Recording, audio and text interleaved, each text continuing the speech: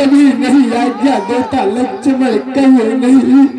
राज प्राप्त होते ही वनवास 14 वर्ष का एक साथ शीश पर विपत घटा छा गई। राजमहलों की कली की ले न पाई थी अभी, इसी बीच कृष्ण द्वारा मुरझा गई। शाम सवेरे जो मेरे पास में रहता था, अरे कौन ऐसी माया अंक में छिपा गई। अरे बंदरे बताओ मेरा भ्राता कहाँ गया। लक्ष्मण कोई उपाय करे।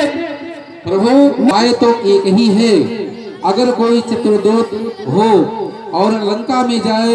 लंका में सुसेन नाम के एक वैद्य जी रहा करते हैं।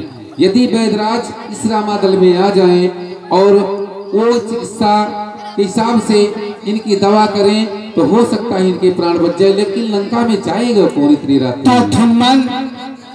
तुम लंका से भली भांति परिचित हो, इसलिए मैं तुम्हें आज्ञा देता हूँ, तुम शीघ्र ही लंका के लिए प्रस्थान करो और वैद्यराज को ले आओ, तातनवान ले आओ।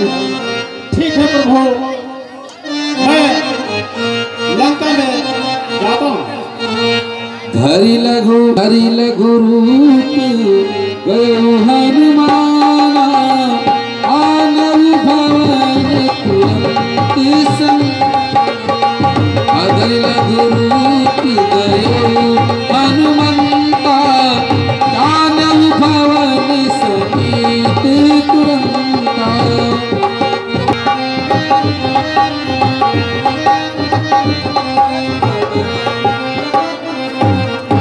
आंखें खोलो वैद्य, आंखें खोलो वैद्यराज, आंखें खोलो।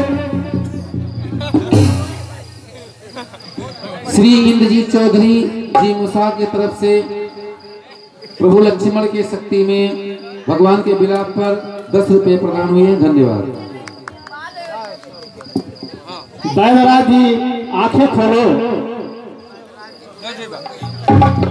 वैद्यराज आंखें खोलो। जय श्री राम। श्री पंकज जी पाठक भैया के कर कमलों द्वारा 51 रुपए भगवान। तो इस समय अपने घर में सो रहा था, मुझे यहाँ कौन ले आया? आप अपने घर में ही है, कौन कह रहा कौन ले आया? अरे मेरा घर कहाँ है महाराज? जी थोड़ा इधर आइए, देखने दीजिए। तो ऐसा है वैद्यमान जी तुम्हारे घर सहित यहाँ लाए हैं, अपने घर में इतनी है आप। देखिए तुम्हारा घर नहीं है ये, क्या है? आने वो भवन समेत तुरंत, अति लघु रूप गयो हनुमान। ठीक है, आप ठीक आ रहे हैं।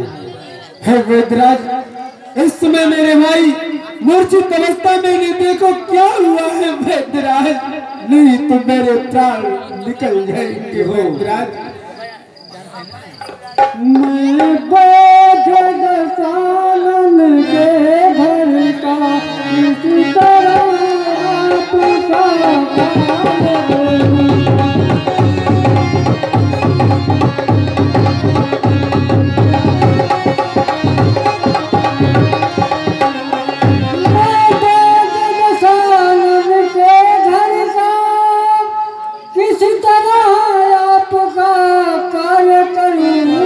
जय श्री राम। अनुचित जाइए वैद्यराज जी।